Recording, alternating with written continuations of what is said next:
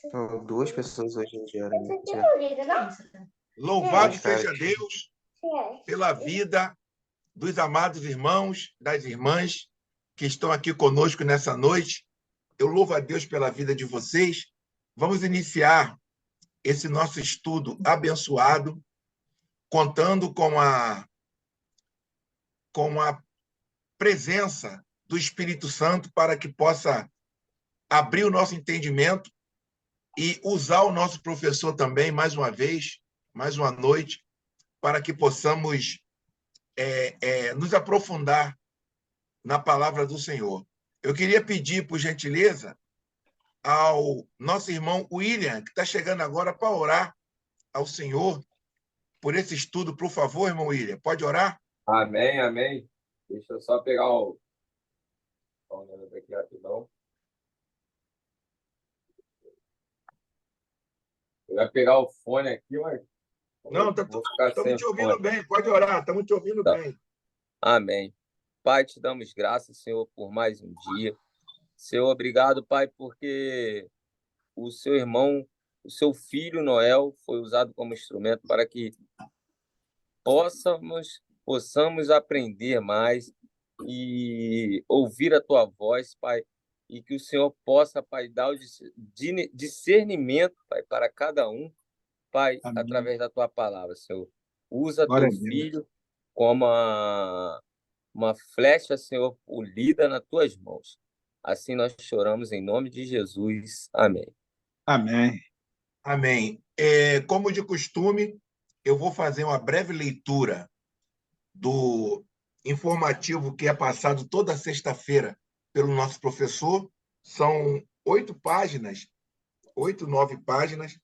Eu vou ler, porque nós estamos entrando agora num segundo segmento, né, professor, do nosso estudo. É o reinado de Deus.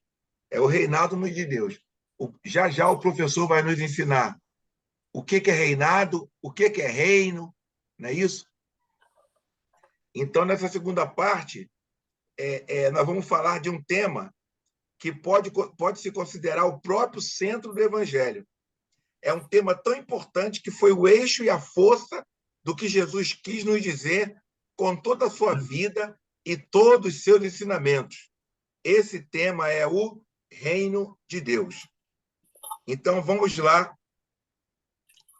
Na Teologia Popular de Jesus, lê o texto que nós iremos examinar hoje, que se encontra em João 3, de 1 ao 8, que diz assim: havia um fariseu chamado Nicodemos, uma autoridade entre os judeus.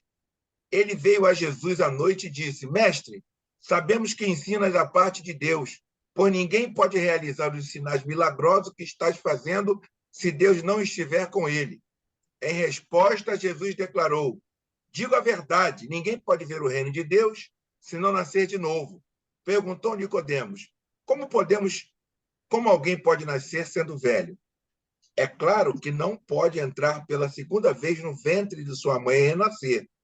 Respondeu Jesus: digo a verdade, ninguém pode entrar no reino de Deus se não nascer da água e do Espírito.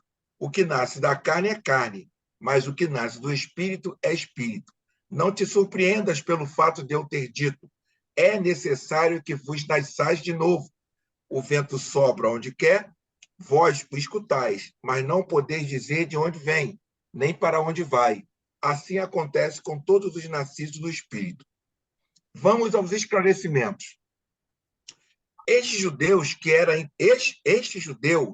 que era integrante do partido religioso dos fariseus, chamava-se Nicodemos. Uma noite ele foi falar com Jesus. Certamente foi a noite para aproveitar a escuridão, quando ninguém o via.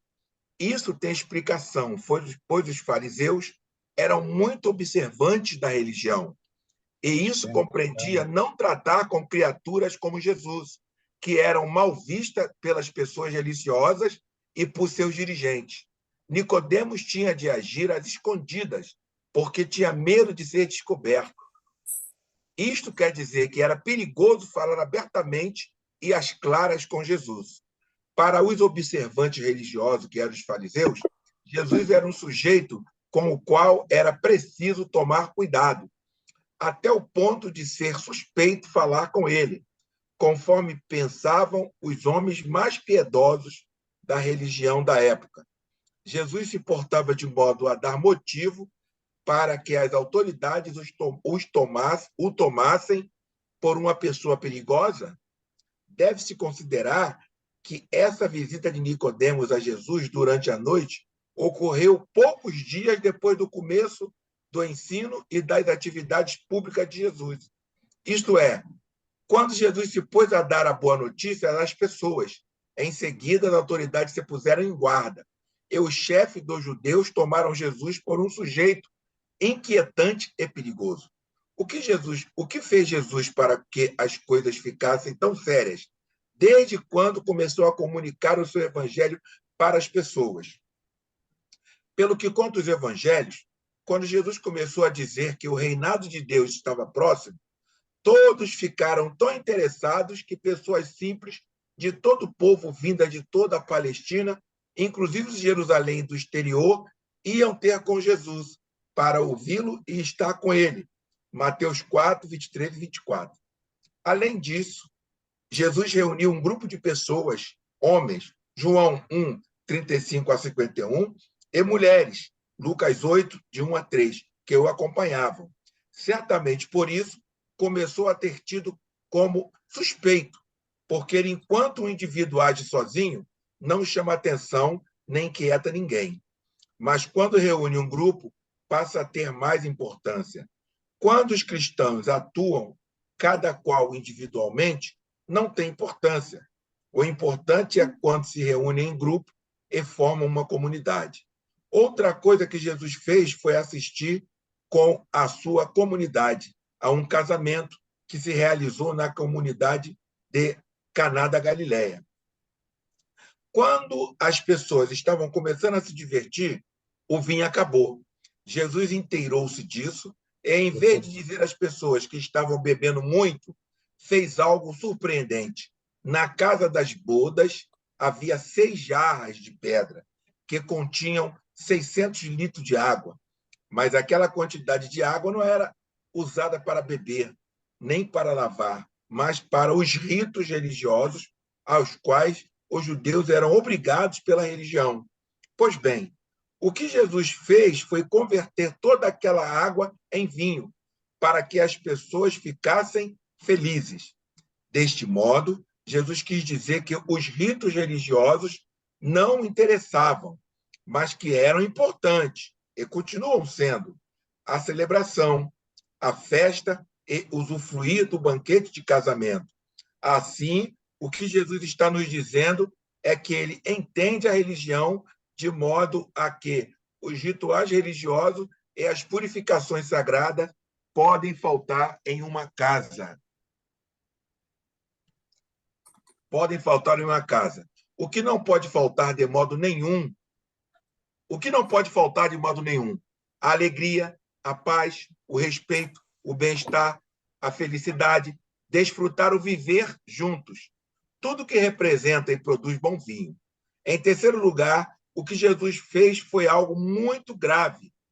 Um dia apresentou-se na capital Jerusalém, foi direto ao glorioso templo que os judeus tinham ali, açoitando todos os que ali estavam negociando com a religião.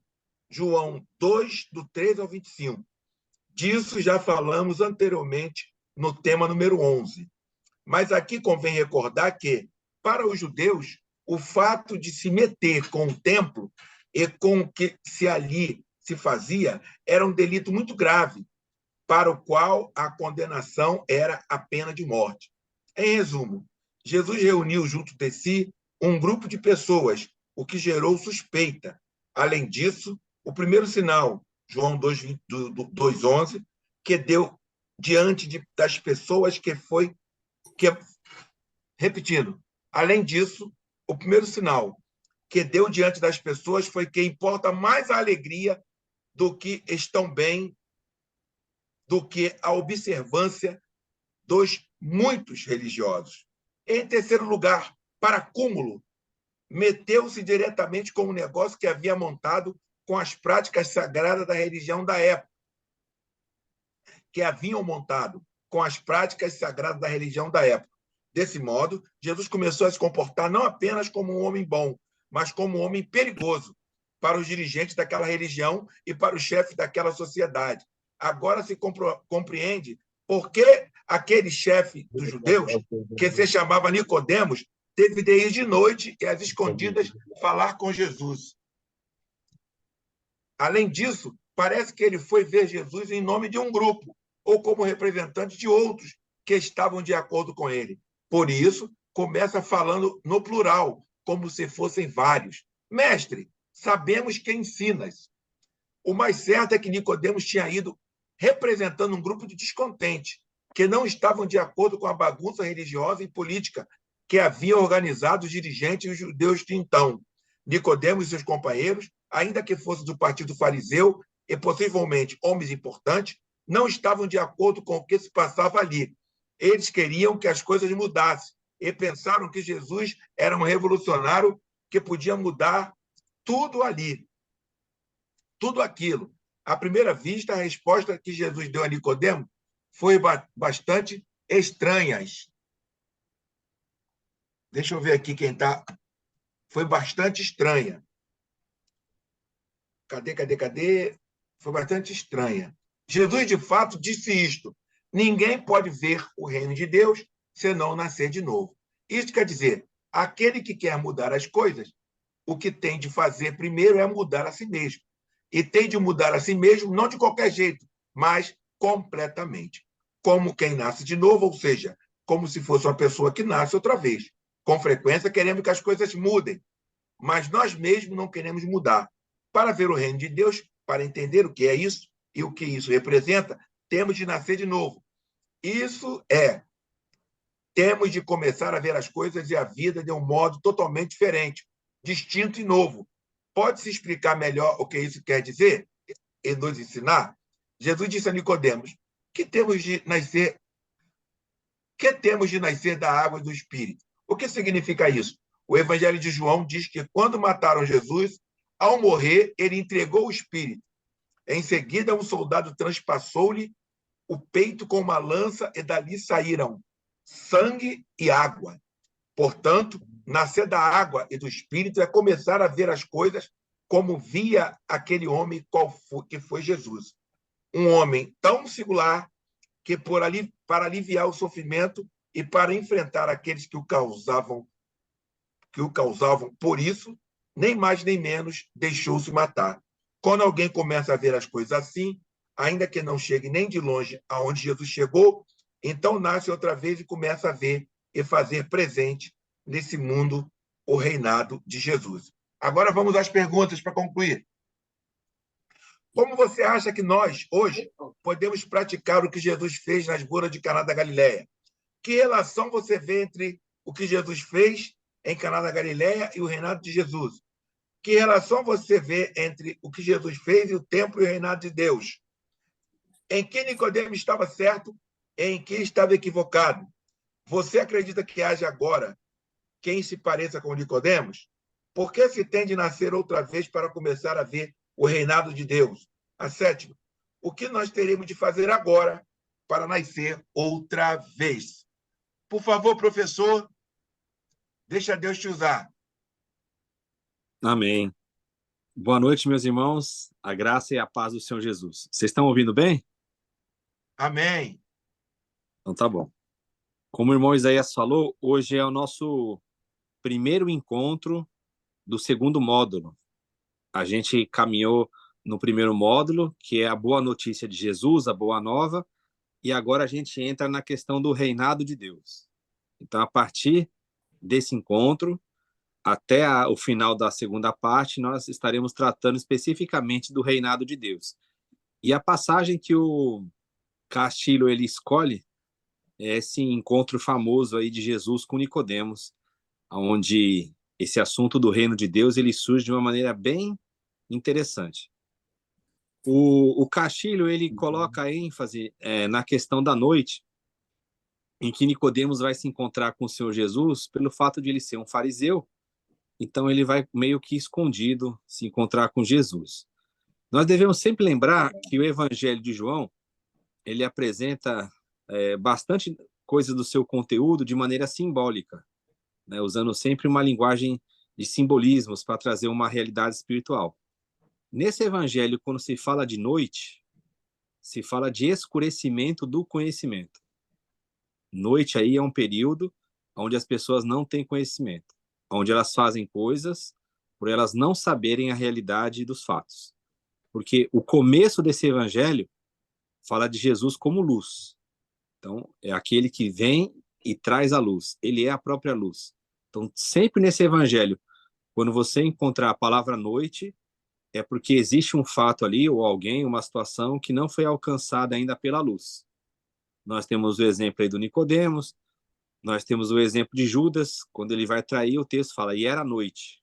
Então, ele quer enfatizar que existe esse período de noite, em função de não haver um reconhecimento, de não haver ali um esclarecimento através da luz, que é Jesus.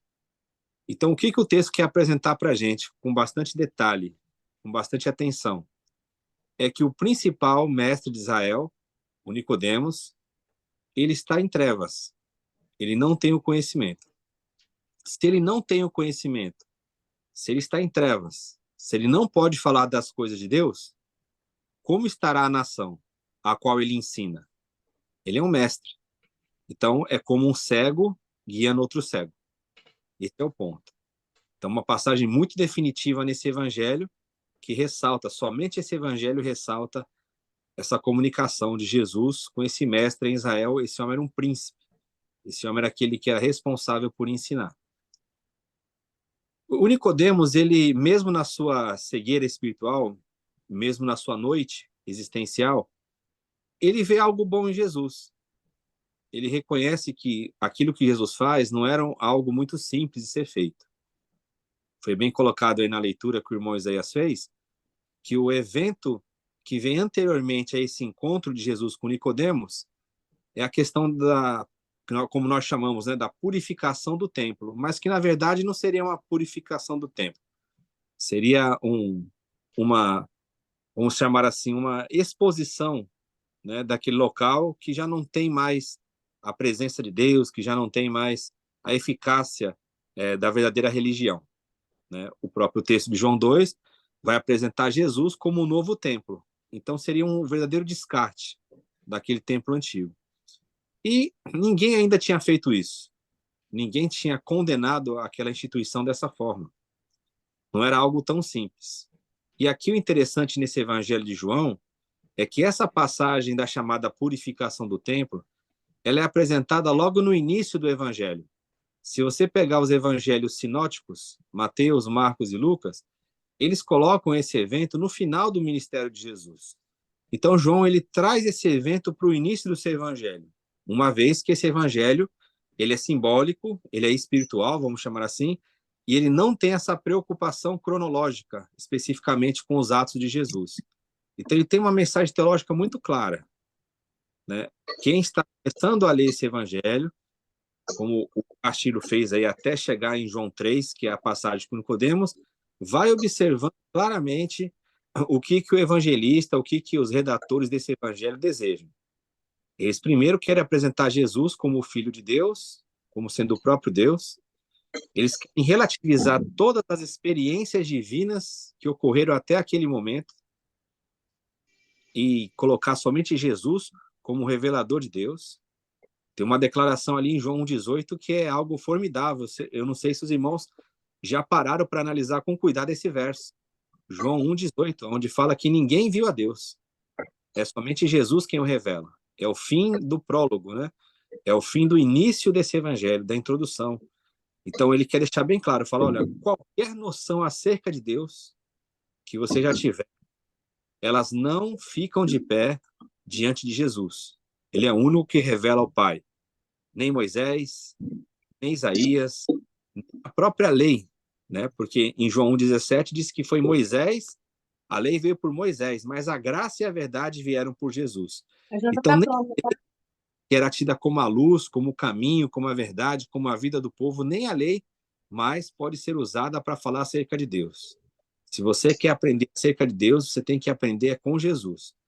E ali vem aquela sequência de fatos, a apresentação de João Batista, esse sinal que, como foi lido de Caná da Galileia, onde os rituais eles vão perdendo também o sentido. Então, o que esses evangelistas, esses redatores, eles querem dizer para a gente? Que esse evangelho, segundo João, ele é destruidor. Ele é destruidor em qual sentido? Ele vai destruindo, ele vai acabando com qualquer outro pilar, qualquer outra referência a não ser Cristo. Ele vai rebaixando todo mundo. Rebaixa Moisés, rebaixa a lei, rebaixa Jacó, rebaixa os rituais, rebaixa o templo, rebaixa tudo. Tudo fica rebaixado diante de Jesus. E Jesus vai se apresentando ali cada vez mais como o verdadeiro Deus, como a verdadeira luz, como o caminho, como a verdade, como a vida, como tudo aquilo que a gente pode simbolizar e representar na vida humana. Jesus é como se fosse a soma de todas as coisas espirituais. Então, João 2 começa falando desse sinal, que é o primeiro sinal que é feito em Caná da Galileia, onde os rituais já não funcionam mais, e Jesus vem trazer a verdadeira alegria, ele vem trazer o verdadeiro amor, ele vem trazer a verdadeira essência daquilo que a lei, daquilo que a religião não consegue mais. E esse relato, ele vai culminar onde? Vai culminar com o principal ensinador da religião daquele tempo, que era Nicodemos. O nome Nicodemos é muito interessante, porque significa o vencedor do povo. Nicodemos, aquele que é o vencedor do povo. É como se ele tivesse a primazia sobre o povo. E ele já diz, né, no discurso, ele vai ter com Jesus, ele não quer, num primeiro momento, ouvir Jesus. Ele já vai dizendo o que ele acha acerca de Jesus. E é bem interessante que, se nós fôssemos verificar, se fosse algo normal ali, a postura de Jesus, esse elogio que é feito seria como reconhecimento já nesse evangelho acerca da grandeza de Jesus. Se o principal mestre, se aquele que é o ensinador da religião, ele já conhece que Jesus vem de Deus, ali seria um bom testemunho para o povo, para a nação, para confiar em Jesus, para que as palavras de Jesus fossem confirmadas naquela comunidade. Mas Jesus, ele não se deixa levar pelos elogios. Jesus não se deixa levar por qualquer pensamento que não tenha a realidade do reino de Deus. E aí parece que de uma forma assim abrupta, Jesus chega e interrompe ali aquela fala de Nicodemos, e ele fala que era necessário que Nicodemos nascesse de novo. O impacto dessa frase é tão grande que o Nicodemos, que era o doutor, ele está bem pequeno diante de Jesus e ele não entende essa frase que Jesus fala. Então Jesus tem que travar esse diálogo com ele para explicar. E Jesus vai dizer, olha que interessante, que o Nicodemos, ele não tem alcance nem das coisas terrenas. Porque eu falo assim, olha, se eu falo das coisas terrenas e você não entende, quanto mais se eu falar das coisas espirituais. Então, para Jesus, esse assunto que ele está introduzindo ali, o Nicodemos, ele é um assunto simples. Ele não é um assunto que exige uma profundidade muito grande. Mas mesmo esse assunto simples, ele carece da revelação do Espírito Santo. E é assim na nossa vida espiritual. O reino de Deus, ele é conferido a pessoas simples. E ele traz coisas simples para nós. Só que se nós não tivermos a revelação do Espírito, essas coisas simples para nós, elas ficam ocultas.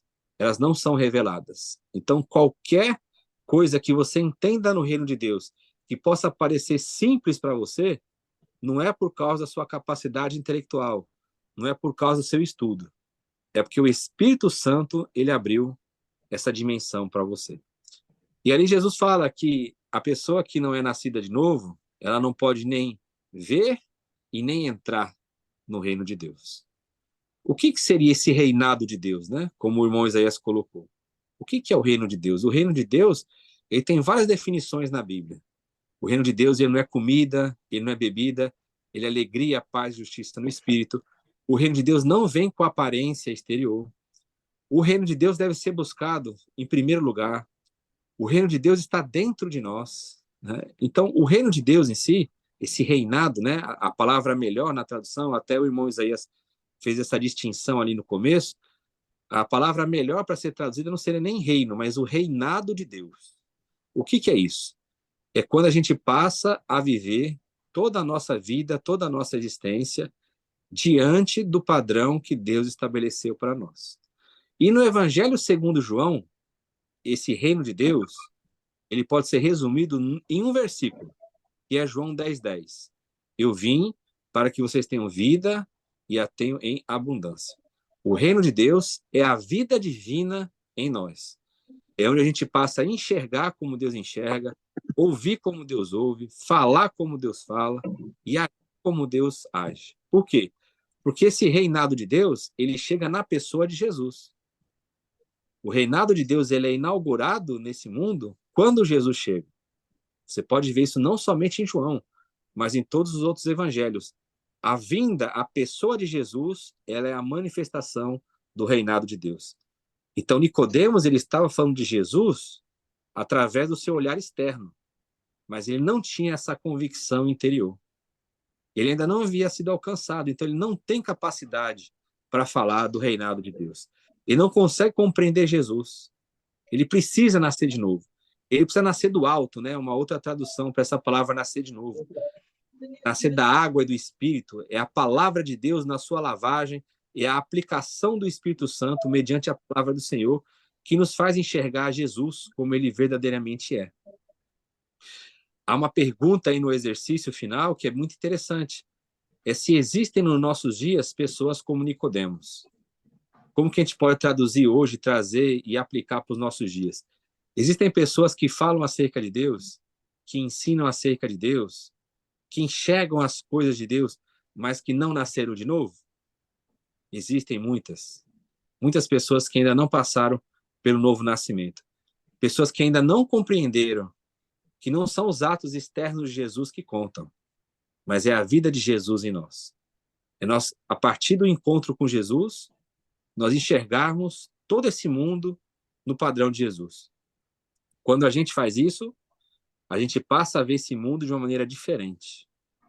Por isso que hoje muita gente se escandaliza, né, com os pastores midiáticos, com essas pessoas de destaque que gastam muito tempo com envolvimento em ideologias políticas, em coisas que não tem nada a ver com o evangelho de Jesus.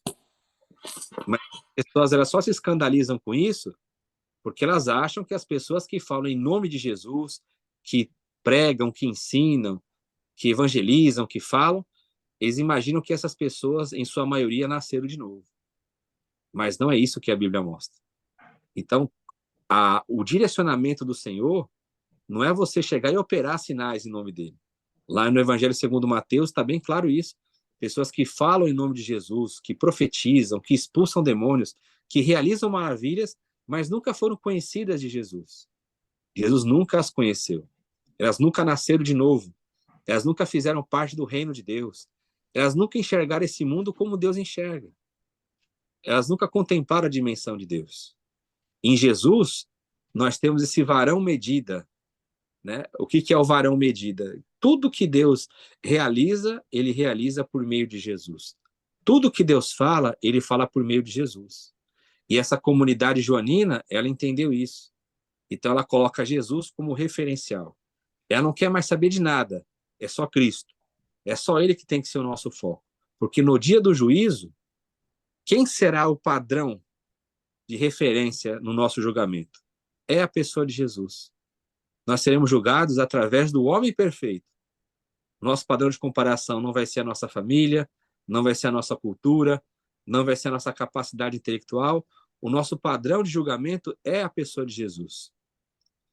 Então, o Nicodemos, ele tinha uma visão acerca de Deus, mas a visão que ele tinha acerca de Deus era uma visão incompleta, carente, porque era uma visão que ela não contemplava a essência da vida como Jesus. Ele estava preso nos rituais ainda. Ele era um homem da religião.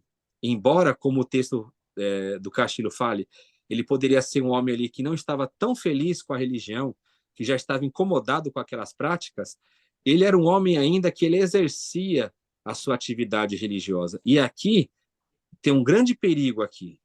São pessoas que elas são incomodadas com o que elas veem por aí, mas elas nunca tomam um passo, nunca tomam uma decisão de romper com as coisas erradas. Elas querem ficar em cima do muro. Elas querem estar dentro de um sistema e, ao mesmo tempo, pregando uma suposta liberdade em Cristo. São pessoas que elas não têm a coragem de fazer como Jesus fez. O que estava incomodando Nicodemos, sabe o que era? É que se Nicodemos tivesse a consciência de que aquilo estava errado, ele não teve a coragem de fazer o que Jesus fez.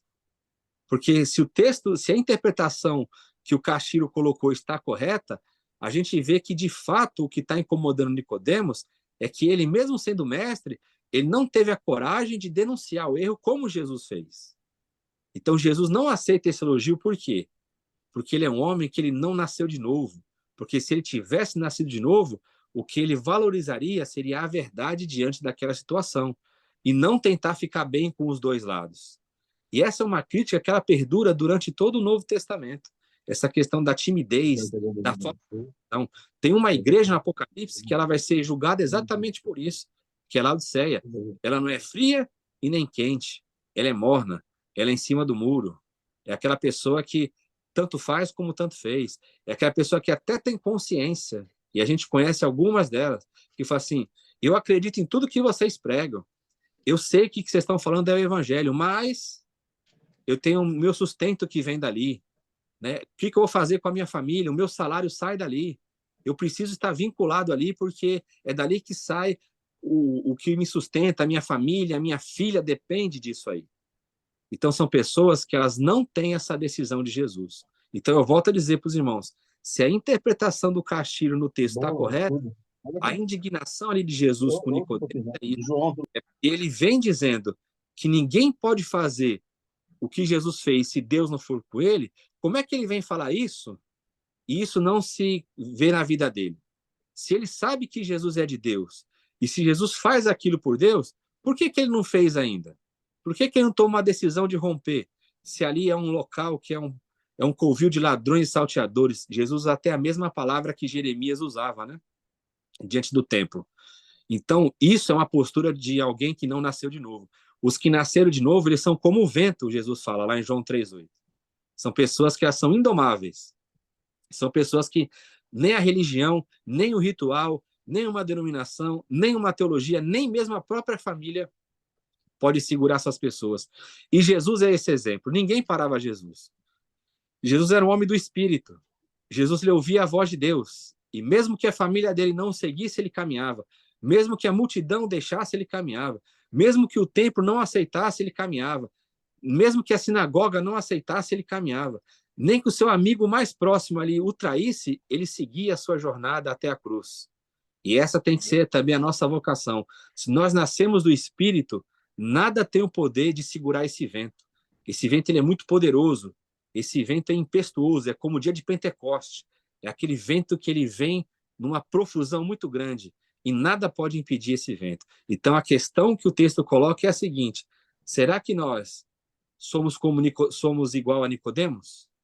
Será que a gente tem a noção de que Jesus é o Filho de Deus, que Jesus opera sinais, mas a gente não tem a mesma coragem de Jesus para denunciar o erro, para apontar e dizer que aquele sistema está corrompido, para mostrar que as pessoas estão sendo enganadas pelos falsos mestres?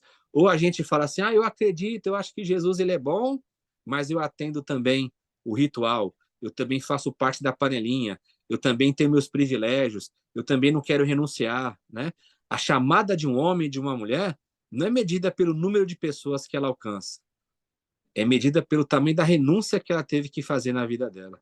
E Jesus, ele renunciou muita coisa. Ele renuncia desde a glória que ele tinha com o Pai até o amor das pessoas mais próximas, para que ele pudesse levar a cabo a missão de Deus. Então, essa é a lição que esse estudo de hoje passa para nós. Com quem a gente se assemelha? Com Nicodemos, que é um profissional da religião, ou com Jesus, que é um homem do Espírito? Vou passar para o irmão Isaías. Mais uma lapada, mais uma exortação. E como é de costume aqui no nosso grupo, agora nós iremos abrir para o momento de perguntas. Com certeza, teremos muitas perguntas dos amados irmãos. Eu fui aqui pegando vários tópicos que o professor falou e gostaria de iniciar já com uma pergunta, professor. é a respeito dessa questão da centralidade de Jesus naquela época e hoje, porque ele é o mesmo ontem, hoje e sempre. A questão de tirar Jesus do centro. Tirar Jesus do centro. Antes de entrar na pergunta, eu gostaria de provocar aos amados irmãos que estão aqui conosco no grupo que adentrasse mais a esse templo construído, né, por Herodes durante um período de 48, 46 anos, que os irmãos pesquisassem mais como era esse templo, quantos sacerdotes tinham, como era a questão do dinheiro nesse templo, por que ali eles eram chamados de cambistas. Então, eu provoco aos irmãos, em nome de Jesus, a pesquisarem a respeito disso, que os irmãos irão ficar surpresos com as constatações que os irmãos irão tirar dessa pesquisa que os irmãos irão fazer a respeito do templo. A respeito do templo. Agora, entrando na minha pergunta, professor, o professor acha que, como naquela época, hoje ainda existem ministério, pastores, pregadores, etc., que buscam colocar outras coisas no centro, no lugar de Jesus? Outras coisas. Vou dar um exemplo.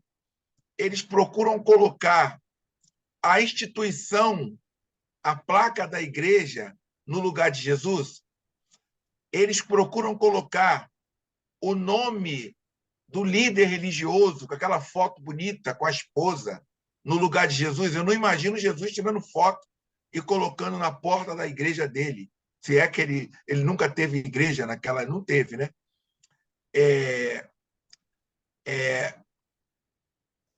Concluindo, o professor acha que eles colocariam também Moisés, Elias, no lugar de Jesus? E, por favor, explique, por gentileza, ali a questão do Monte da Transfiguração, que é o que vai corroborar com o que o professor falou. Por favor, professor. E logo após a resposta do professor, prepare as suas perguntas, hein? Porque eu estou com 275 perguntas aqui. Então, Isaías, os escritos do Novo Testamento, eles vão nessa linha. Por que que eles surgem? Eles surgem para tirar as dúvidas, né, que os irmãos tinham e para mostrar a centralidade de Jesus. A gente pode ver em várias passagens, eu vou citar aqui algumas. Essa que você falou do Monte da Transfiguração, ali a gente vê que Pedro, aquela história ali, ela é trazida para mostrar o perigo de igualar Jesus com qualquer outra pessoa. Ali Pedro quer fazer 3 tendas, uma para Moisés, uma para Elias e uma para Jesus.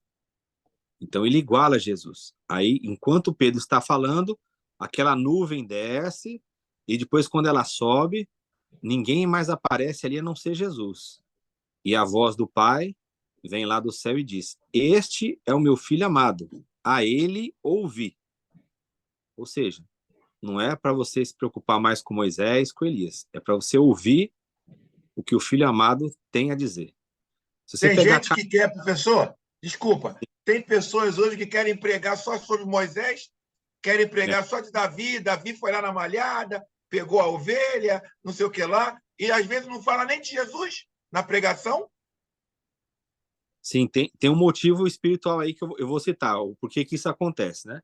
Se você pegar a carta aos Hebreus, você vê que o início da carta aos Hebreus também é dizendo que o Pai falava de diversas formas aos pais pelos profetas, mas que agora ele fala através do Filho. Então nós devemos sempre enxergar através do Filho. Quando você pega a carta aos Colossenses, no capítulo 2, Paulo vai citar uma série de problemas que haviam ali na igreja, e no versículo 19, ele vai dizer qual que era o motivo de todos os problemas. Né? Eles não estavam retendo a cabeça, eles não estavam ligados a Cristo. Então, eles não estavam ligados a Cristo, aí começava a entrar vários assuntos ali na igreja, vãs filosofias, linguagem persuasiva de sabedoria humana, legalismo, culto dos anjos, né? Doutrinas humanas. Então, tudo isso era em função de a igreja ter perdido o foco em Cristo. E a passagem, para mim, que é a mais definitiva desse assunto, é uma passagem que eu venho sempre citando para as pessoas, para elas analisarem, e aí está o motivo espiritual que eu disse para você, por que acontece isso? Acontecia lá e acontece hoje, é quando o apóstolo Paulo, ele fala acerca de um medo que ele tinha.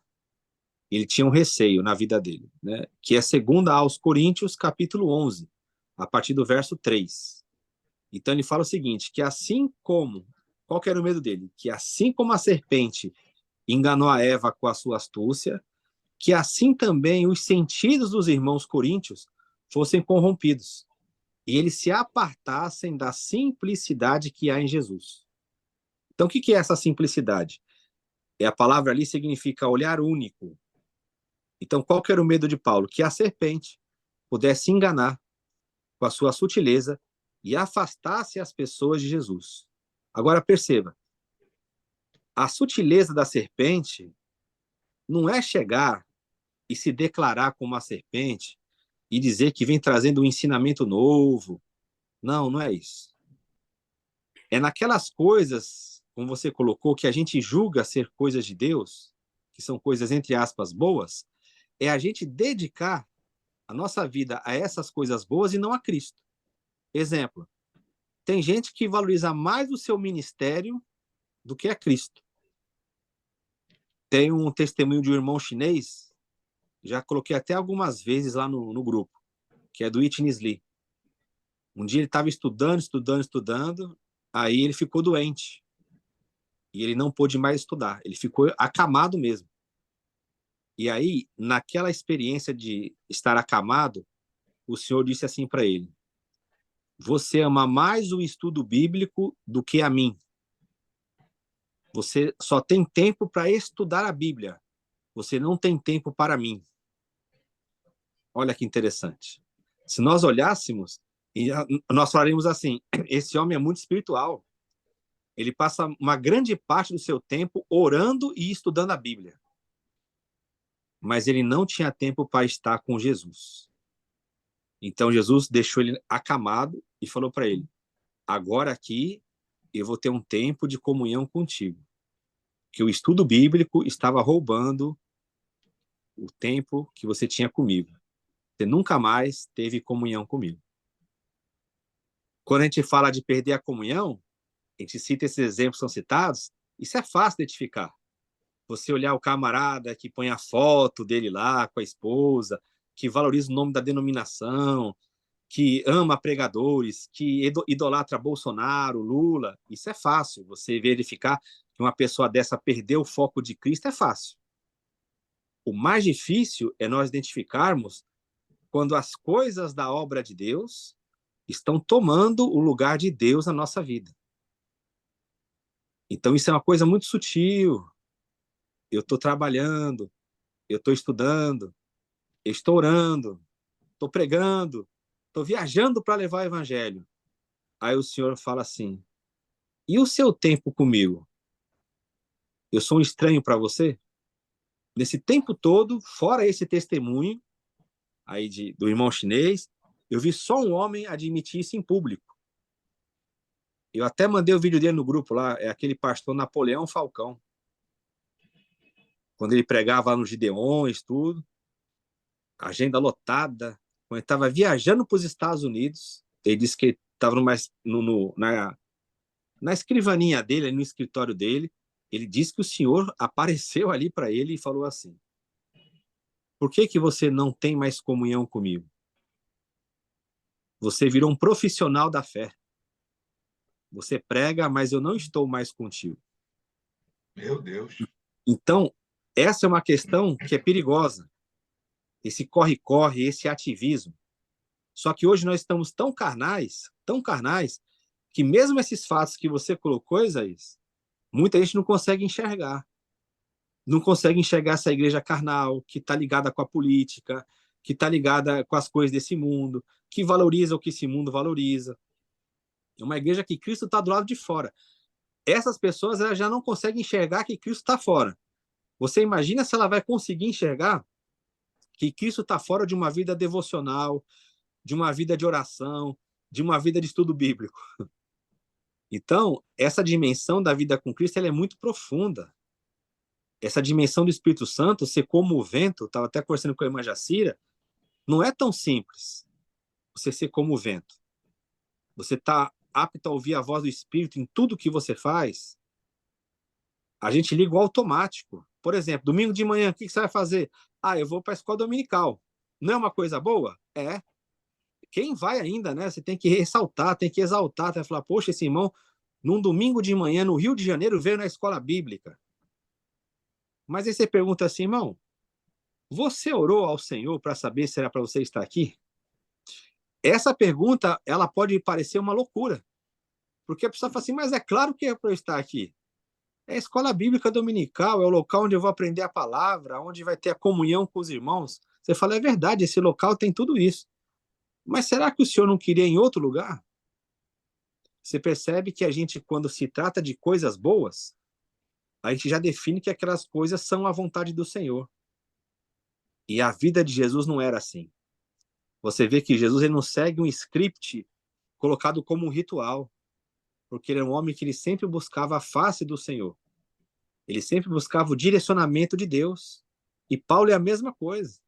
Você olha a vida de Paulo, você vê que é um homem que está ali sempre buscando a orientação do Senhor. Sempre buscando o reino de Deus que está dentro de nós.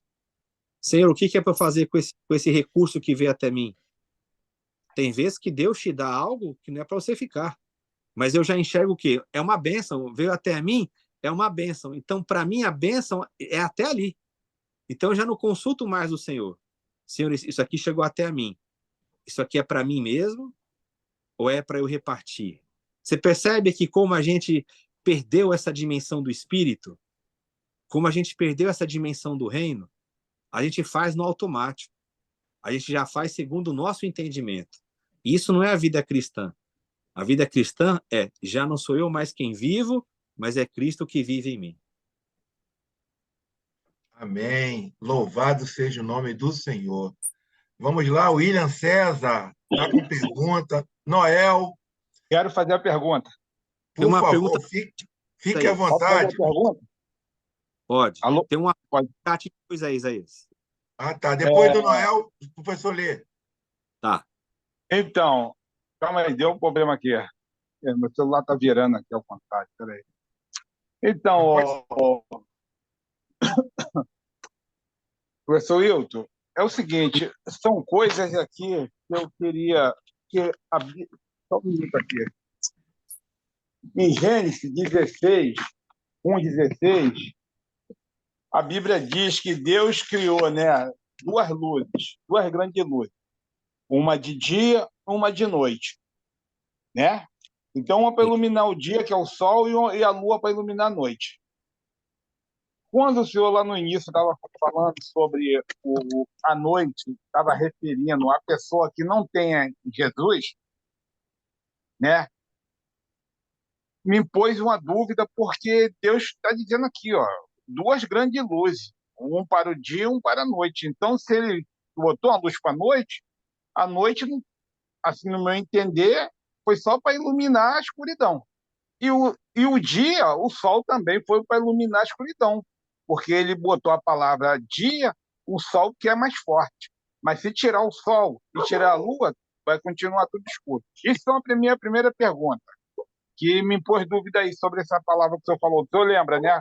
Quando o senhor falou que a luz, a noite quer dizer, referindo a pessoa que não está ali Perdida. no Evangelho. Agora, outra pergunta. Quando refere o reino é dentro de nós, eu faço essas perguntas porque eu aprendi na Bíblia de outra forma e eu entendo o seguinte, que a Bíblia diz que nós somos o templo do Espírito Santo. Então, se nós somos o templo dele, ele vem habitar em nós, mas o reino deles está em outro lugar, o meu entender. Quero uma explicação para isso aí. O meu entender que o reino dele está em outro lugar. Quando ele vem, né, quando o Senhor vem, o que acontece? Ele vem tipo assim, por exemplo, eu estou vendo uma pessoa lá em São Paulo, um parente meu, um filho meu, numa situação muito ruim. Eu cheio do dinheiro, eu falo, filho, estou indo aí. Então, quando eu estou indo lá, olha só, eu estou indo lá, mas a minha casa está aqui. Vamos botar assim, o meu reino está aqui. Estou indo lá, vou te ajudar, meu filho. Vou te dar isso, isso, isso, vou te trazer para cá. Vou dar um exemplo, vou trazendo você para cá, para minha casa, como se fosse um reino. Então, são dúvidas que me aparecem que, que me deixam um pouco assim, né? E aí, resumindo, a outra palavra também aí que eu queria entender, quando o senhor coloca o reinado, o bom seria reinado, não reino. O que está na Bíblia é reino. Então, assim, eu estou indo pelo que eu conheço da Bíblia, porque eu não me deixo me levar, assim, vou dizer, eu sou, não vou dizer que eu não sou Tomé, não, mas é tipo isso, eu tenho essa dúvida, porque a gente não pode mexer um tio da palavra, então a gente não pode colocar também uma coisa que, pô, poderia ser assim, poderia ser assado, tipo, podia ser reinado, o senhor falou essa palavra, então, essas três dúvidas minhas sobre o reino está em nós, à noite, como se fosse a pessoa que estivesse nas trevas, né? O reino está em nós, estivesse nas trevas, e esse pequeno detalhe aí do reino ou reinado. Uhum. Tá legal. Então, a questão de João, como eu disse lá no início, né? É um evangelho que ele é simbólico. Então, ele não pega fatores literais e aplica de maneira literal. O texto do Gênesis, ele fala da criação. Ele fala do sol, da lua, do dia e da noite, né? Isso aí é uma coisa da criação de Deus.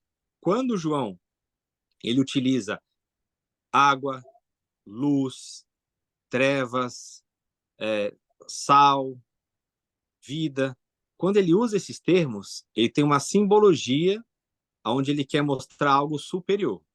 Então, quando fala assim, era noite, o que o texto está colocando? Que era um momento de escuridão, que não quer dizer que a noite ali não tinha a lua para iluminar a noite. Não é isso que ele está falando. Ele fala noite na questão simbólica do entendimento de Nicodemos.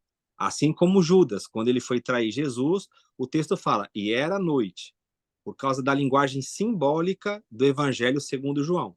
Então, João nós temos que ler segundo a estrutura de João, ok? Agora, é lógico, existe sol, existe lua, existe dia, existe noite, existe árvore, existe água, literal, nós bebemos água. Mas o próprio Jesus fala de maneira literal nesse evangelho de João.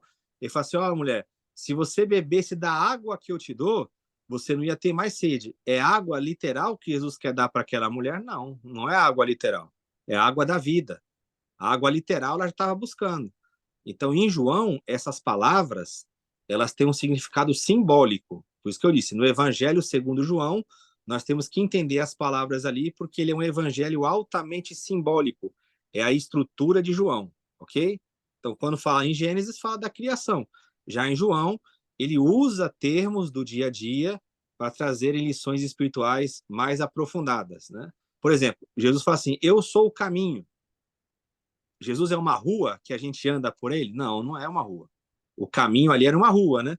Quando ele fala que ele é o caminho, o que ele está dizendo? É que nós devemos guiar a nossa vida por ele. Então ele usa, eu sou o pão da vida. Jesus é um pão feito sem fermento, feito de massa. Não pode ser um pão de massa. Ele é um pão que alimenta nosso espírito, a nossa alma, né? O nosso ser. Mas ele não é um pão literal. Eu não estou lá pegando Jesus e comendo Jesus. Então, quando ele fala que ele é água, que ele é pão, é linguagem simbólica. Então, quando fala lá em João que era noite, é a linguagem simbólica. O reino de Deus, o irmão falou que está em outro lugar. Mas Jesus falou que está dentro de nós. Né? Não sou eu, não é a teologia, é Jesus. Lá em Lucas, Jesus fala assim, olha, não busque o reino lá nem acolá, porque o reino está dentro de vocês. É o próprio Cristo que falou isso. Então, não é um entendimento meu. Eu estou só citando o que Jesus ensinou. O reino não está em outro lugar.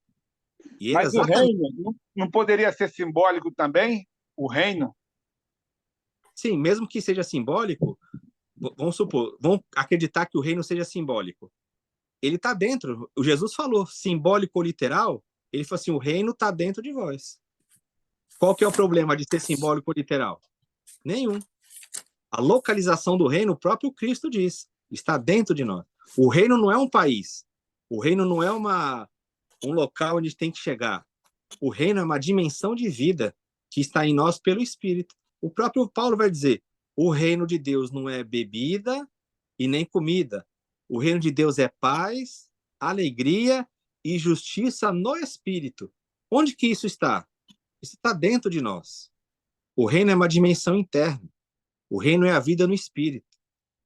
A chegada do reino de Deus não é que Jesus vai nos guiar para uma terra santa, não é que ele vai nos guiar para um planeta, não. É a vida dele em nós, onde o Espírito Santo habita dentro de nós. Professor Hilton, mas eu achava o seguinte, quando refere o reino em nós, poderia ser, quando Deus habita em mim, ele tem o reinado dele, então tudo que sobre o reinado dele está dentro de mim, porque é ele que está para me levar. Mas eu estou entendendo essa parte aí do senhor. Aí tudo bem, mas vamos pensar assim, para onde que nos levaria? Onde seria esse reino de Deus? Não sei. Pois é, não tem na Bíblia isso.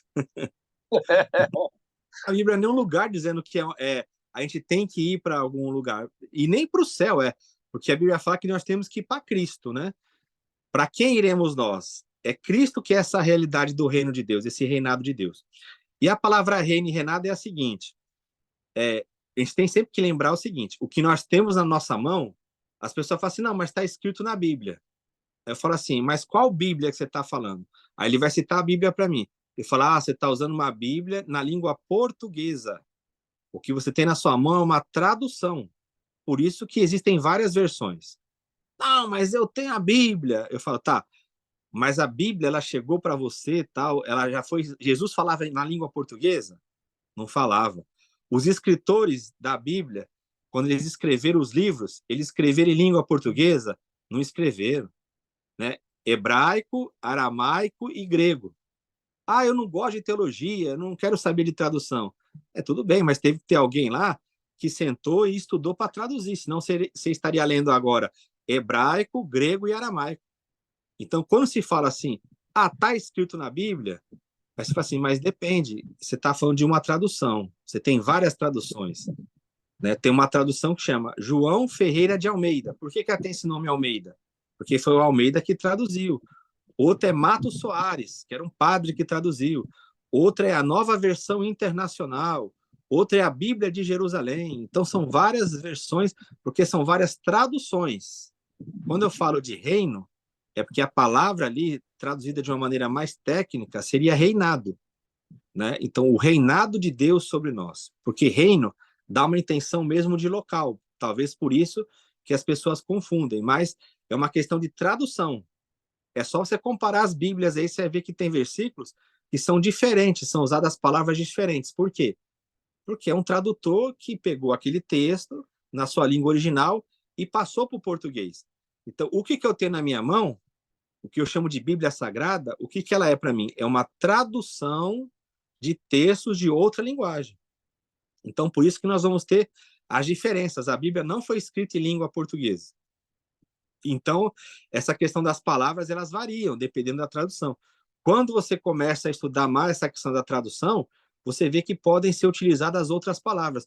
Por isso que na sua Bíblia aí, quando você abrir, você vai enxergar lá. Vamos pegar o caso da Almeida, que é uma Bíblia bem usada pelos evangélicos. Você tem lá, Almeida, revista e atualizada.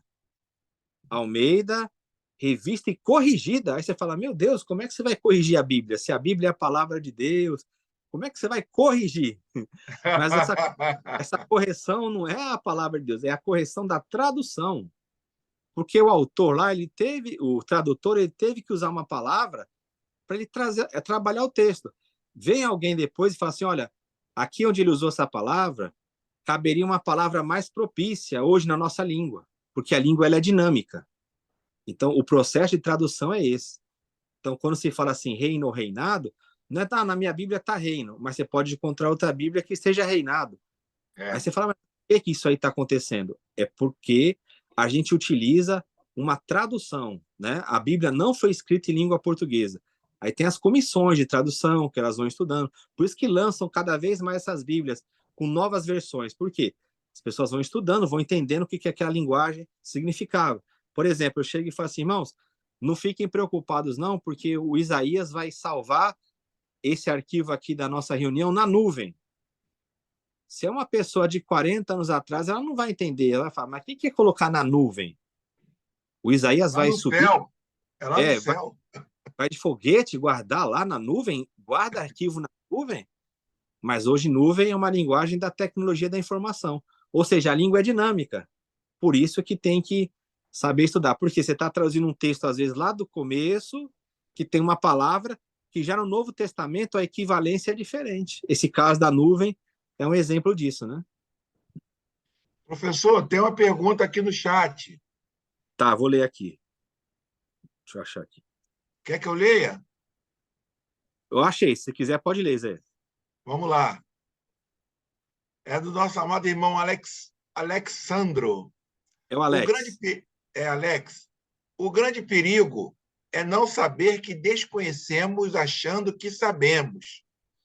Uns conhecem a denominação, mas não a igreja. Outros conhecem o líder terreno, mas não a cabeça. Outros conhecem a letra, mas não o espírito que está além das letras. A palavra de Jó sempre esteve bem latente. Te conhecia só de ouvir. Laodiceia, que não sabes. E quando chegamos nessa condição de identificar isso, não nos resta outra opção a não ser o arrependimento. Talvez só fazer o certo do protocolo, mas não conhecer o erro da distância despercebida em nós. Por isso, precisamos nos libertar de nós mesmos, libertar da formalização da religião e da intelectualidade do conhecimento vazio e abraçar a intimidade que é nosso coração transformado. Exato. Perfeito. Perfeito, né, professor? Isso, muito conhecimento. Essa é a linha tênue que nós temos que sempre estar vigilante, né? Exato. Fala, Pimenta. Eu queria saber se alguém consegue se enquadrar o que é conhecer o Senhor, porque eu estou fora, não consegui não me enquadrar não. Com 48 anos de idade, o que o irmão professor acabou de relatar agora foi choque. Às vezes a gente lê, posso, entre aspas, me gabar, comparando alguns irmãos, né? Vamos dizer assim, a palavra se gabar. Muitas vezes eu falo com arrogância de, estou pela quarta vez lendo a palavra. É como se Jesus falasse assim para mim, cara, você nunca teve tempo comigo. Tem que ser a quarta vez você lendo as Escrituras. Enquanto tem irmãos que nunca leram e pode ser que ele fale assim, ele está comigo todos os dias. Exato. Então aqui eu estou muito pensativo dessa sua fala agora. E cada vez mais está difícil nessas aulas. Glória a Deus. Exato. É que nem eu falei para vocês. O Pagola ele vem aplainando, né? No o que a gente fez lá no Grupos de Jesus. É aquela forma maravilhosa de interpretar os textos bíblicos que faz você ficar apaixonado por Jesus, né? Que faz você falar, meu Deus, eu agora estou lendo o Evangelho, eu estou sentindo aquele frescor do Espírito mesmo, né? Você passa ali a amar Jesus e você fica maravilhado.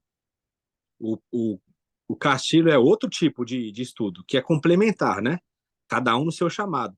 O Castilho já é um demolidor. Ele vai colocando lá os pontos, ele vai batendo, que você vai achando que você estava bem, aí você já fica assim, fala, meu Deus, eu estou muito longe. Eu estou muito longe do cristão que eu deveria ser. Por isso que eu falei para vocês, a cada dia no Teologia Popular de Jesus, a gente é confrontado, a gente recebe uma bomba aí na nossa mão para a gente ter que administrar. Não, não é fácil, não. É só o Espírito mesmo.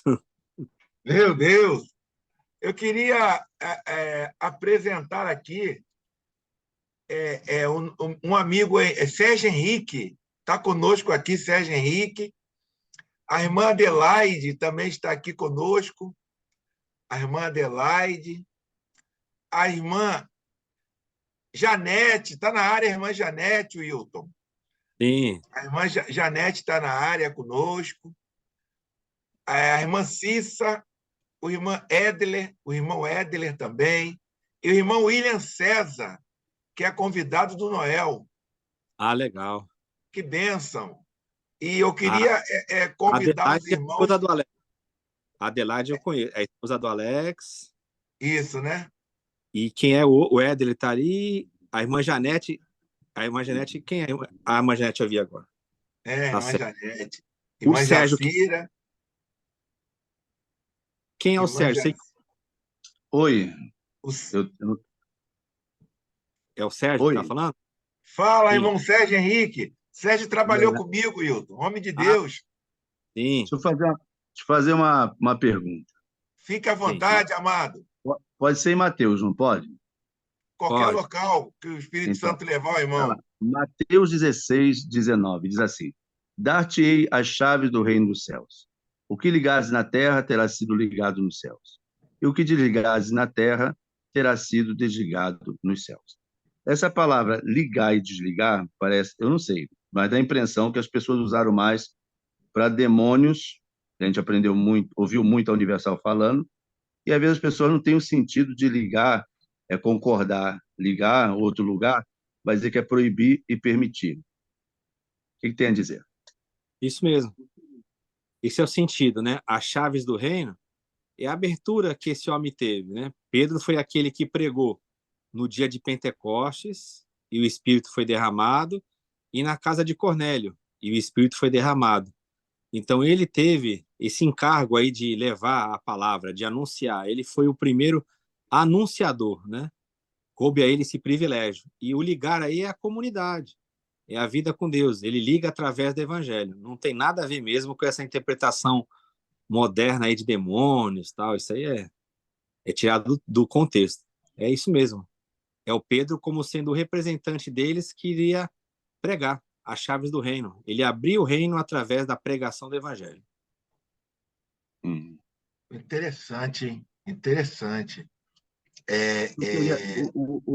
As chaves do reino não seriam os princípios de Deus? Se nós praticarmos também os princípios de Deus, veríamos a glória do reino ou não? Nesse contexto aí do Pedro, é a vida da igreja. Né? Em função da revelação. Por que esse texto surge? Jesus ele quer saber quem ele é, ele recebe a informação dos de fora, aí depois ele recebe a informação dos de dentro. Aí o Pai revela para Pedro quem Jesus é. Então, em função dessa revelação, as pessoas ficam disputando, né? Pedro é a pedra ou é Jesus, tal, mas é a revelação de Pedro, o que vem do Pai. Esse é o ponto central dessa passagem. Então, é em função dessa revelação que a igreja será edificada. E como ele recebe a revelação do Pai, o Senhor entrega as chaves para ele, porque é Pedro que vai abrir a pregação. O Espírito Santo vai ser derramado e ele que vai explicar, tanto lá em Pentecostes, Atos 2, como na casa de Cornélio. Por que essas diferenças? Porque em Pentecostes é sobre os judeus e Atos 10, em Cornélio, é sobre os judeus. Então é a formação da igreja. Tanto é que ali ainda tem uma batalha, ele está ali lutando ainda contra o Senhor. Eu não vou comer isso não. Aí o Senhor fala, come porque eu purifiquei. E aí o texto fala que eles ficaram admirados que o Espírito tinha sido dado aos gentios, né? Então Pedro, nesse contexto, as chaves ali é a abertura. Tanto é que o local ali é bem interessante, né? As portas do inferno não prevalecerão contra a igreja, porque exatamente naquele local tinha uma gruta, que ela era chamada como Portas do Inferno, as portas do Hades, morte, né? Então Jesus pega um aspecto do local para trazer uma mensagem, assim como tem no Apocalipse, né? Nas 7 igrejas. Então, nesse contexto ali, essas chaves é a abertura. Pedro Tá. detém a... Alguns até colocam Pedro como o chaveiro celestial, que ele vai cuidar das almas, né? Ele que vai abrir os céus. Mas não é abrir os céus, é abrir a mensagem. Ele que vai ser o portador. Tá, deixa eu fazer outra pergunta aqui. Pode fazer outra? Pode ser, ô, irmão Henrique, as tuas perguntas irão também edificar as nossas vidas, entendeu? Deixa eu fazer uma pergunta, então. Essa palavra eclésias, né? Eclésia. Essa palavra, pelo que eu conheço, não sei se é verdade, vocês podem confirmar, é uma palavra de origem grega que os romanos tomaram para si, e eles conquistavam as cidades, vilarejo, através da espada, e a eclésia ficava à porta da cidade, eles não interrompiam em nada a cultura do povo, mas ficava à porta da cidade a eclésia, que era quer dizer, uma ferramenta que os romanos usavam, tirado dos gregos estavam usando, ficava à porta da cidade, não sei se essa é a veracidade da quantidade, de 300 a 2.000 pessoas ficavam como eclésia fora da cidade, quando tinha um levante. Essas pessoas influenciavam nos lugares chaves da cidade, aquele levante se findava, e, ao mesmo tempo, a eclésia ela entrava na cidade e aos poucos, colocando a cultura de Roma dentro da cidade. E Jesus, quando está em Cesareia de Filipos, vê o rosto dos imperadores esculpido nas rochas, e ali estava o imperador e os ministros deles ali, então ali estava a sua eclésia. Jesus olha para aquelas esculturas naquela rocha, né, acho que é de Filipos, e ali ele vai dizer: eu também edificarei a minha eclésia, e as portas do inferno não prevalecerão contra ela. Então, hoje, a gente fala eclésia, é os que saem para fora, mas hoje as pessoas estão muito dentro, e por não saírem por fora, não são como fermento no meio da sociedade para poder fazer uma maneira assim de dizer, como fosse contaminar a cidade de um jeito assim. Eu falo contaminar porque o fermento ele entra no meio da Positivo, massa. Hã? de uma maneira positiva. O fermento entra dentro da massa, quando a massa vai perceber, já foi levedada. Então, a gente entra na sociedade, na vida das pessoas, através das nossas profissões também, entrou ali na vida das pessoas, vai convivendo. Quando aquela pessoa vai dar conta de si, ela já foi influenciada pela mensagem do reino de Deus. Então, está certo ou está errado esse pensamento? Ele está certo, sim. A eclesia aí, ela tinha 3 culturas. Você vai encontrar essa palavra no judaísmo do Segundo Templo. É claro que não está como eclesia, mas é carral, que é a assembleia. Você vai encontrar esse conceito em Roma e na Grécia.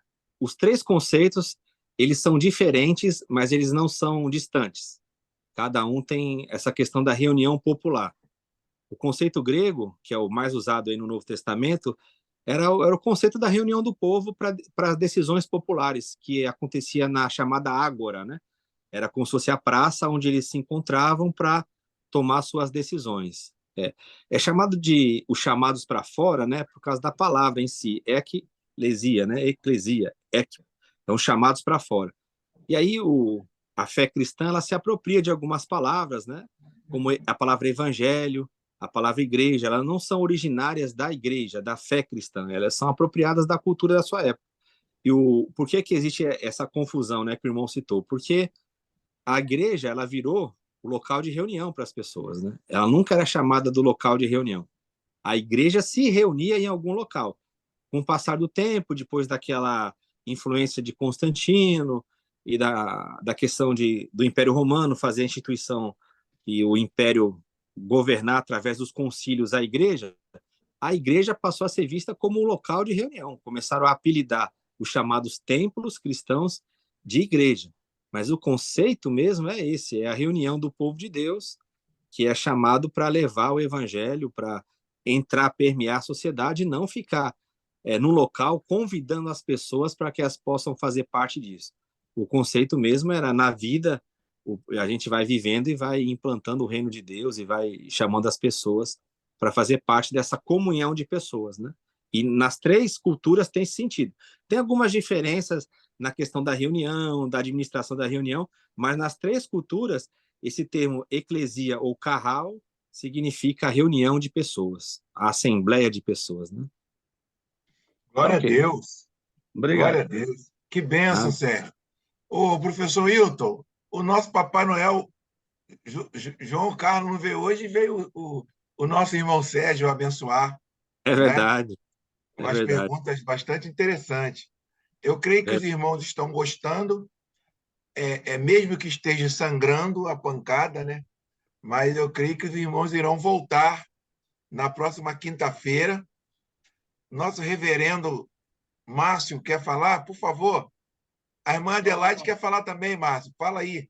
Ela vai Não, deixa ela representar as primeiro. mulheres. Deixa Sim. ela primeiro, por favor. Fala mais alto. Pode falar, Márcio, mais alto. Deixa ela primeiro. Quem quer falar primeiro aí? Vamos lá, Ele irmã foi Adelaide. um cavalheiro, passou para a irmã.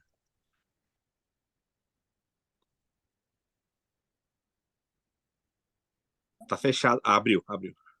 Não, hoje eu estou só ouvindo, aprendendo, embora, como eu sempre falo com o Alexandre, que a palavra de Deus nos confronta.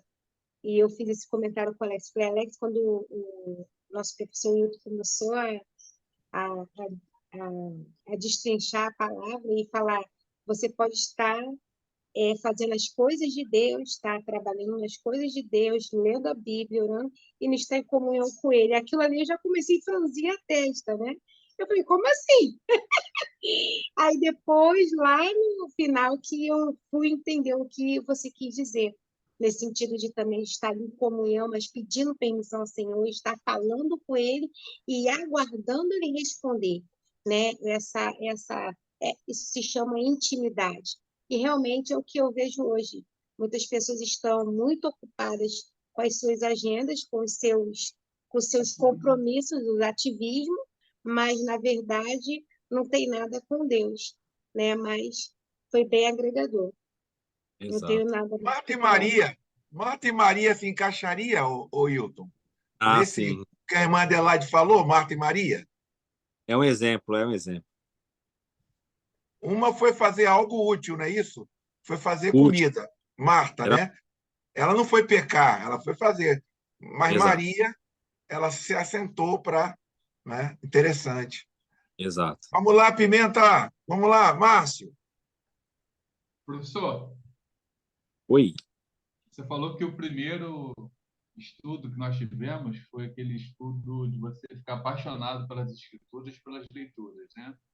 Sim. E o segundo é aquele demolidor.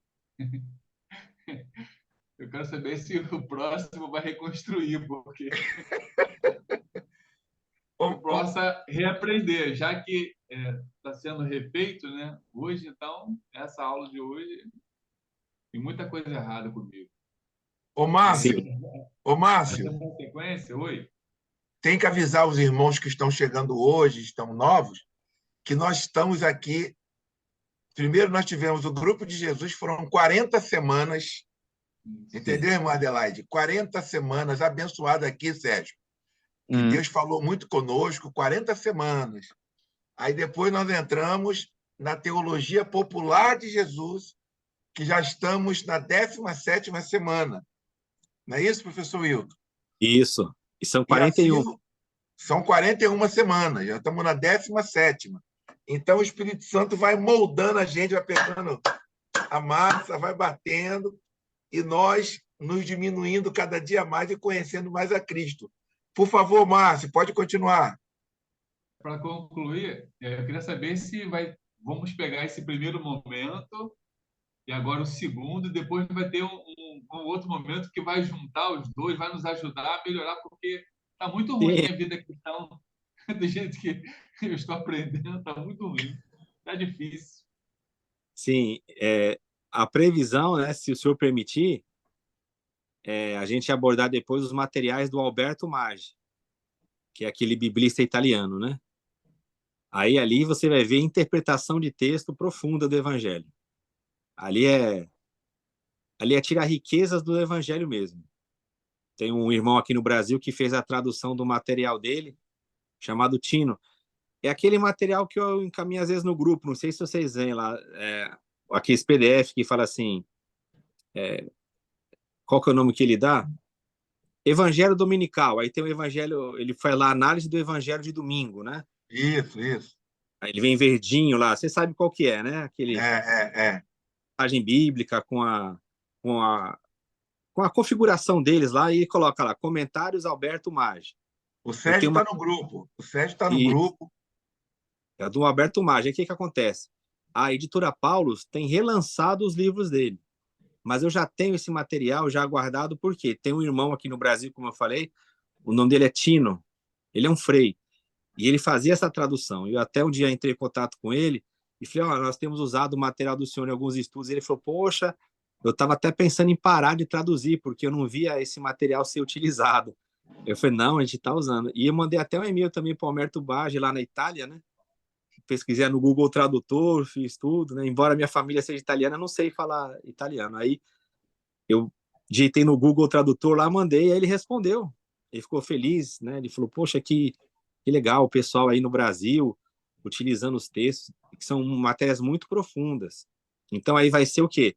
Qual que é a nossa intenção? A gente vai, claro, colocar a gente dos irmãos e orar, trazer as análises dos textos dos evangelhos. Aí sim a gente vai mergulhar nos evangelhos na questão estrutural. Aí o entendimento vai ficar legal. Que nem essa questão que o irmão Sérgio colocou, fazer uma exegese, mas de uma maneira muito profunda, mas sem precisar você ter acesso ao grego, tal.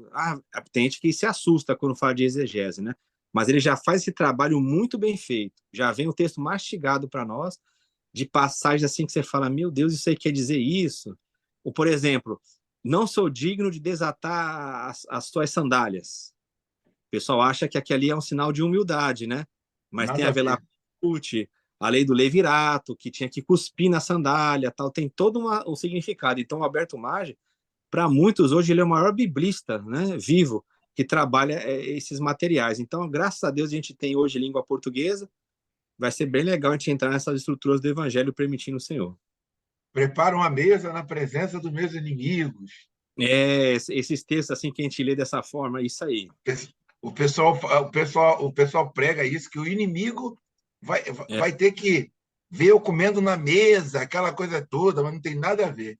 Você quer ver um Você texto? sentar, Você quer é ver uma você coisa que sentar com o inimigo, né, Wilton? É você sentar, você isso, preparar uma mesa para o teu inimigo, para ele comer com você, para ele ter comunhão contigo. isso. Você quer ver um texto que agora tá muita gente comentando? Eu não sei se eles leram ou eu sei que teve como é o nome dele, o Oswaldo que trabalhou esse texto, eu acho que popularizou.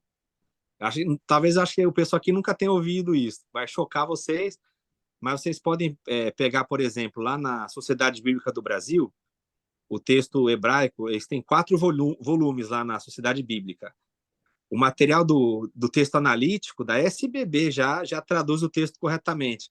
Eu acho que vai chocar aqui o pessoal, mas vocês vão entender. É um texto que todo mundo aqui já pregou dessa forma, que é Eclesiastes 12:1. Lembra quando fala assim? Lembra do teu Criador nos dias da tua mocidade, né? Antes que venham os dias maus, tal. Aí qual que é a sequência do texto? É falando do homem como um homem velho, né? O que vai acontecendo com o corpo dele, vai os ossos, os olhos, né? A boca, o nariz, tudo que vai acontecendo com a pessoa velha, ela vai morrendo, né? Aí o texto, que eu falei, você pode ir na Sociedade Bíblica que já traduziram corretamente, mas aí o Alberto Maggi falava, aí o Oswaldo acho que popularizou isso, eu vi que já tem muita gente já na internet falando. Na verdade, não é lembra do teu Criador, é lembra dos teus criadores, porque você tem que lembrar deles no dia da tua mocidade, por quê? Porque você vai ficar velho igual a eles, né? Mas a maioria das versões tá lembra do teu Criador. Então são essas coisas, né? Que é um estudo mais você pega a pessoa e fala, não, mas Deus me abençoou, eu já preguei que ela lembra do teu Criador. Você fala, não, amém, amém. Mas é isso aí. Hoje já tem gente já ensinando isso. Lembra dos teus criadores. Tem um irmão que me mandou um vídeo. Meu irmão, olha o que eu achei aqui. Eu falei, irmão, isso aí é antigo. É agora que o pessoal está divulgando, né? Amém. Oi. Caxias Então, continua sendo muito longe, velho. Teu seminário, exatamente. vai abrir uma turma lá aí no seminário, hein? Tem que Queria botar você. gás todo dia no carro do Isaías. É, Eu gostaria de agradecer aos amados irmãos. Já passamos da hora, já temos que fazer o nosso lanche. A irmã Adelaide e a irmã Jacira trouxeram o lanchinho para a turma hoje. maravilha. Vamos terminar e vamos para o lanche, fazer nosso lanche, que hoje a aula foi maravilhosa. Agradeço ao Noel por ter trazido um amado irmão, William César. Amém. Agradeço ao irmão Eu Henrique. vou escolher o dízimo primeiro. Peraí. Aí, Zó. Isso, irmã. Agradeço à irmã Adelaide, à irmã Janete, à irmã Alex, à irmã Cissa, que hoje ficou quietinha, à irmã Edele, que está quietinho hoje, Wilton. Edele. Ficou quietinho. Edele está em Juiz de Fora ou está no Rio? Acho que a Edele está no Rio. Sim. Agradecer aos amados irmãos e dizer aos irmãos que se você tem aquele desejo de abençoar o professor Wilton, você que tem o desejo de abençoar o professor Wilton, que você possa pegar aí a sua caneta com tranquilidade para abençoar o professor Wilton, tá? Aqui nós abençoamos ele com o que o Senhor propor no teu coração. Eu vou dar o número do Pix. O professor fica até constrangido comigo quando eu entro nesse assunto, porque é reino de Deus, né? É reino de Deus. E o dia que você souber a história do professor Wilton, né? É um chamado, um chamamento que ele teve muito especial para mergulhar na área do ensino bíblico. Então, ele vive a vida para ensinar, e é um ministério que não é muito reconhecido nas igrejas, né? O mestre na igreja ele é um problema, dependendo do pastor, né?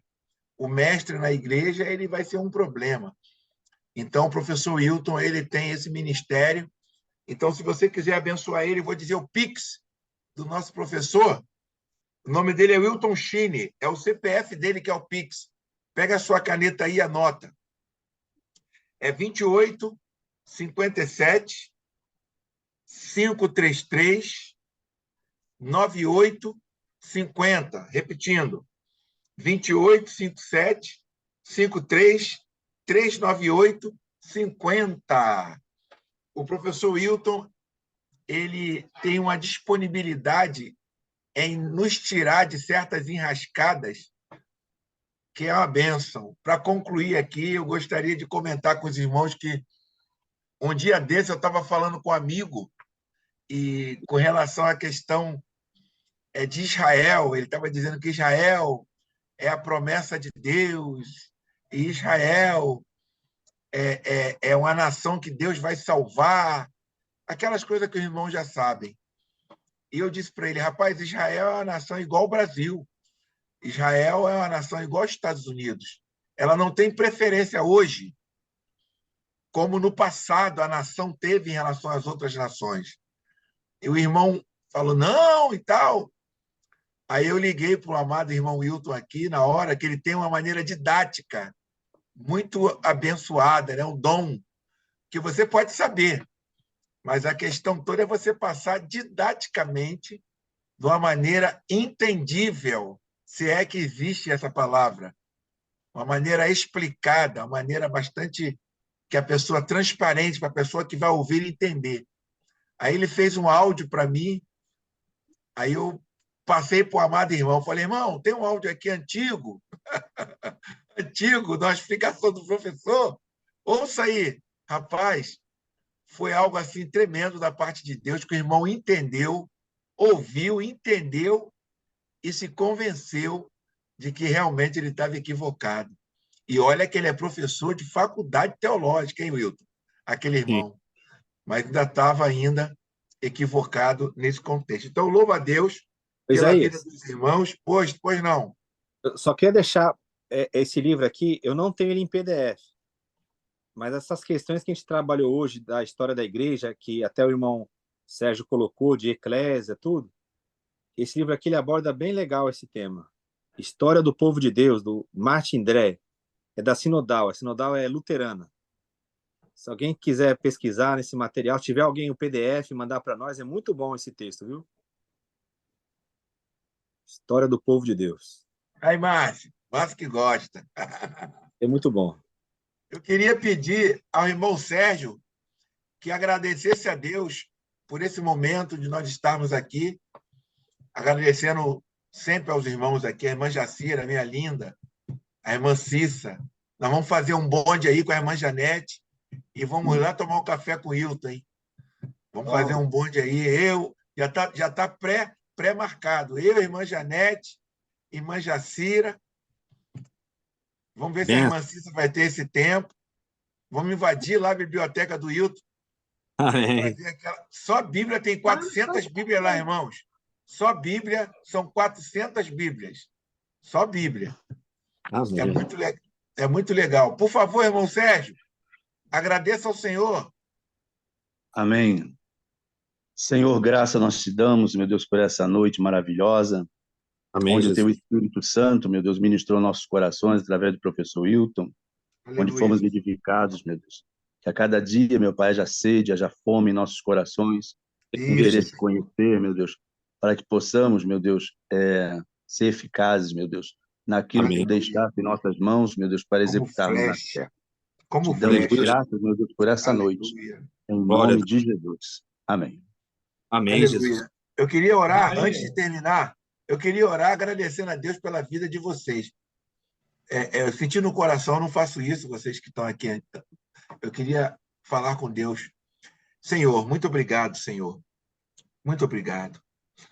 Eu não tenho palavras para agradecer a Ti pela vida dessas pessoas que decidiram estar aqui, Pai. Tu sabe o trabalho que é para chamar tantas pessoas. Era mais de 200, 500 pessoas que nós chamamos para estar aqui, do conforto da nossa casa, mergulhando na Tua palavra, conhecendo a Ti, Senhor.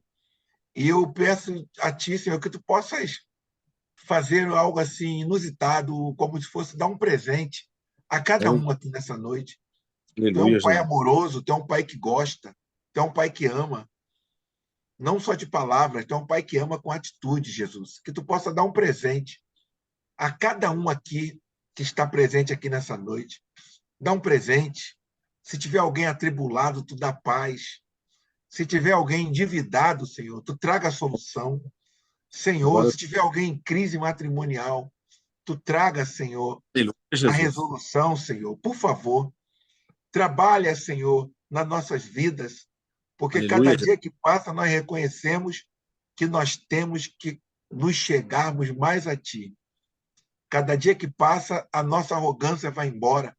Oh, glória a Deus. O nosso livre-arbítrio vai embora. E nós aprendemos que nós somos escravos no bom sentido Seu, Senhor.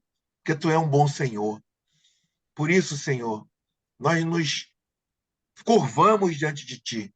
Nos curvamos diante da Tua glória. Nos curvamos diante da Tua presença. Muito obrigado por tudo. Amém e amém. Aleluia. Quer falar, Pimenta? Por favor. Eu queria te dar parabéns pelo dia de hoje. Hoje é o dia do Fuzileiro Naval. Parabéns, Sérgio! Parabéns, Adtumos. Adsumes, Sérgio. Glória a Deus. Eu também estou fazendo aniversário. Parabéns para mim também. Aniversário do Noel. Aleluia. 29 anos, Hilton. 29 anos. Deus abençoe. Gente, vamos nos reunir. Vamos ir lá para a cantina. Vamos lá para a cantina. Vamos embora. Tem suco de maracujá e tem a panqueca da irmã Jacira e o empadão da irmã Adelaide. Vamos lá. Aleluia. Eita, glória. Rapaz.